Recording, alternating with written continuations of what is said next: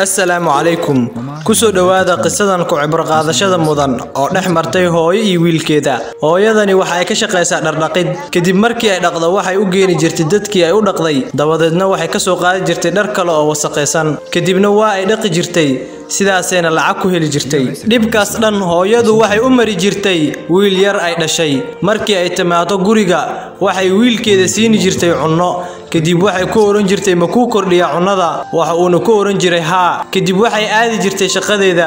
laakiin hooyadu waxay ahayd mid u soo noqoto wiilkeeda xilliga qadada wayna siin jirtay cunnada iyadoo waxba cunin sidaasna waa ay ku faraxsaneed in iyadoo gaajeysan uu wiilkeedu u dhargo markii uu weynaaday wiilkii hooyadii ayaa weydiisay ma ku kordhiya cunnada maanta ilama qadeynaysid miya hooyo wiilkii ayaa ku yiri maya waa uuna ka tagay hooyadiis waxa uu ka jeclaaday inuu la soo ciyaaro asxaabtiisa ahmiyadna ma uusan siin inuu la joogo hooyadiisa iyada kaligeeda ayuuna ugu soo tagay guriga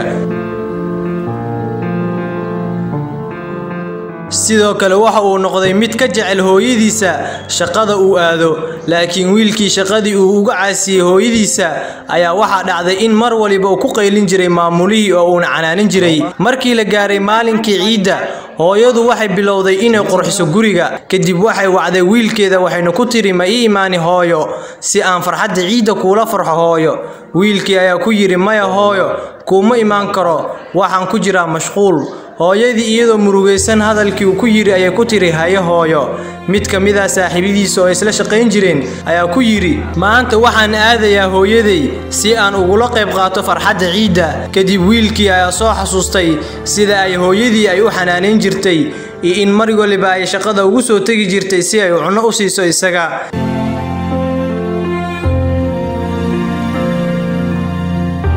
kadib wuxuu aaday guriga hooyadiisana waxa uu noqday wiil baari ah hooyadii ayaa aad ugu faraxday wiilkeeda hadaba qisadan waxay mudan tahay in lagu cibro qaato oo waalidkana baari loo noqdo xadiis laga warinayo suubaneena Muhammad sallallahu alayhi wasallam oo ka wariyay ibn Abbas waxa uu yiri aljannatu tahta aqdaami al-ummahat oo micnihiisu yahay jannadu waxay ku jirtaa lugaha hooyooyinkiina hoostood oo loola jeedo jannada oo dhan waxa ka xigto hadii aad muslim tahay in aad hooyada u baarinimo sameyso hooyada daryeel sidoo kale aabahaaga daryeel hadii aad jannadoon tahay fadlan la wadaag qisadan asxaabtaada si ay ugu cibro qaataan waalidkooduna ay baari ugu noqdaan sidoo kale adiga daawadanaya qisadan like saar sidoo kale hadii aad jeceshahay qisooyinka fadlan subscribe saaro channelka gambaleelkana furo si muuqaal waliba aan soo gelino ku soo gaaro waa anigu Zaki Maxamuud oo idin leh assalaamu alaykum wa rahmatullahi wa barakatuh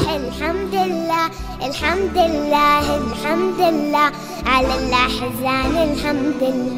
الحمد لله تزيد فرح الحمد لله تذيب ترح الحمد لله تزيد فرح الحمد لله تذيب ترح الحمد لله على الأفراح الحمد لله على الأحزان الحمد لله تزيد فرح تزيد فرح الحمد لله تزيد فرح الحمد لله على الإسلام أكبر نعمة من الهادي الحمد لله أمن سلام تنعم فيها رب العالمين.